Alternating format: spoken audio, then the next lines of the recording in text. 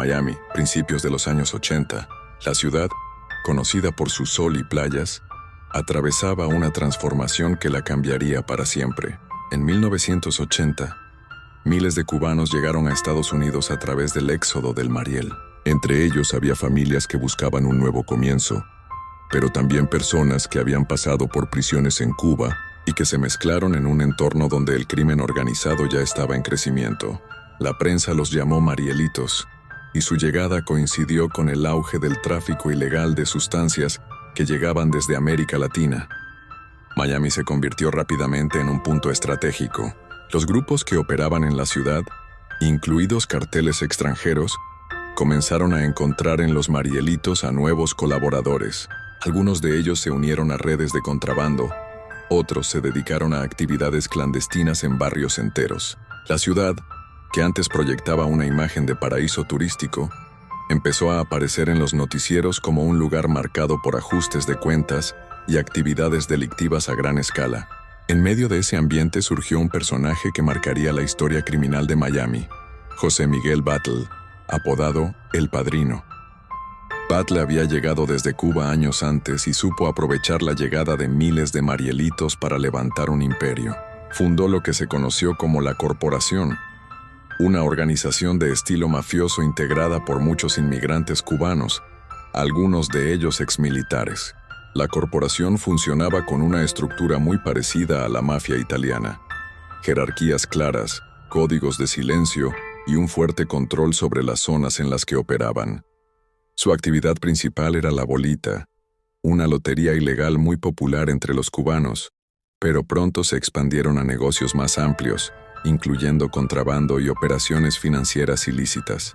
La prensa bautizó esta etapa como la era de la cocaína, ya que Miami era la puerta principal de entrada de grandes cargamentos.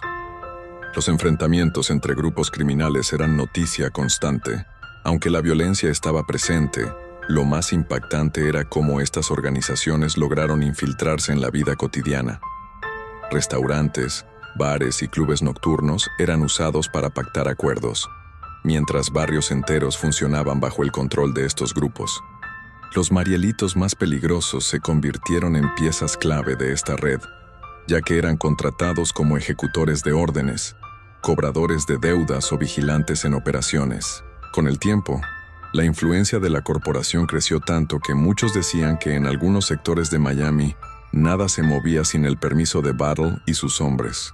La policía se veía constantemente. Los años 80 dejaron una cicatriz profunda en Miami.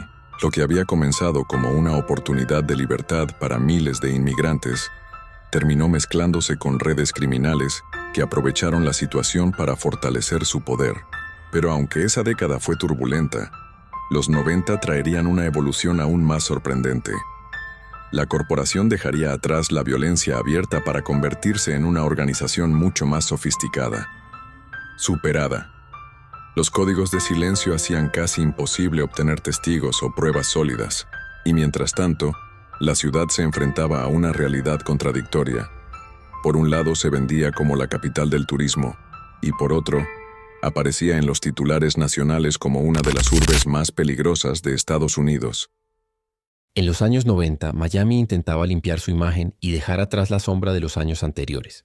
Sin embargo, bajo la superficie, las organizaciones mafiosas seguían operando con gran poder. La corporación, liderada por José Miguel Batlle, había aprendido una lección clave. Para sobrevivir había que ser más discreto. En lugar de enfrentamientos públicos, comenzaron a invertir en negocios aparentemente legítimos. Restaurantes, empresas de entretenimiento y hasta asociaciones comunitarias eran utilizadas como fachada. El negocio de la bolita, la lotería ilegal, seguía siendo uno de sus pilares, generando enormes ingresos semanales. Con ese dinero, la corporación lograba pagar sobornos, financiar operaciones y mantener a su gente bajo control. La organización ya no se limitaba a Miami. Sus tentáculos alcanzaban Nueva Jersey, Nueva York y ciudades con grandes comunidades cubanas. Era lo más parecido a una Cosa Nostra de origen latino, con influencia tanto en la vida cotidiana como en el crimen organizado internacional. En este periodo, la corporación comenzó a tener un perfil casi mítico. En algunos sectores de la comunidad cubanoamericana, Batlle era visto como un benefactor que ofrecía empleo, préstamos y protección.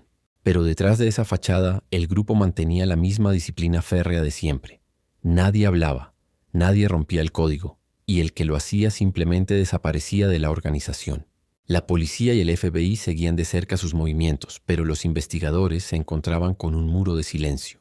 Los agentes sabían que la corporación estaba detrás de múltiples actividades ilícitas, pero reunir pruebas suficientes era un desafío titánico. Battle jamás daba órdenes directas, todo pasaba por intermediarios. Su estrategia lo protegía legalmente mientras aumentaba su reputación de líder intocable.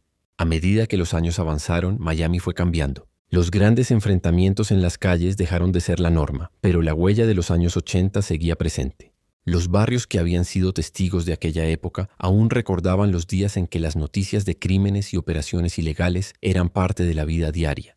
Finalmente, en la década de los 2000, después de décadas de investigación, el FBI logró armar un caso sólido contra José Miguel Battle y su organización. Fue arrestado y enfrentó cargos por lavado de dinero, fraude y actividades relacionadas con el crimen organizado. Con su caída se cerró un capítulo oscuro en la historia de Miami, aunque para entonces ya había dejado una huella imborrable. Hoy, la historia de los Marielitos y la mafia cubanoamericana sigue siendo uno de los episodios más recordados de la ciudad. Una época en la que el sueño americano se mezcló con redes criminales y donde Miami pasó de ser un paraíso turístico a convertirse en sinónimo de poder, dinero y secretos. Déjame en los comentarios qué opinas de esta oscura época en Miami. ¿Crees que la ciudad logró superar esa huella del pasado? Si te gustan los casos donde la realidad supera a la ficción, regálame un like y comparte este video, así más personas descubrirán estos secretos del crimen.